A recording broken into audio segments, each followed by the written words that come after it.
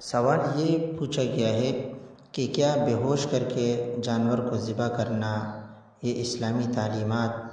کے عین مطابق ہے یا اسلامی تعلیمات کے خلاف ہے؟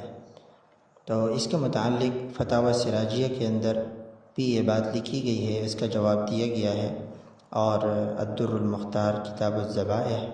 اور اسی طرح علامہ شامی رحمہ اللہ نے یہ بات لکھی ہے کہ بے ہوش کر کے ذبح کرنا، یعنی ذبح سے پہلے پستول سے دماغ میں نشانہ لگا کر پھر ذبح کرنا، یہ طریقہ سنت اور اسلامی تعلیم کے بالکل خلاف ہے، یعنی یہ کوئی اسلامی تعلیمات نہیں ہے۔ اس میں جانور کے حرام ہو جانے کا ظن غالب ہے، اور اسی طرح یہ کہ اگر اس ضرب اور چوٹ کی وجہ سے جانور کی ہلاکت یقینی ہو جائے تو پھر اس کے گلے پر چھری پھیرنا بیکار ہوگا اور جانور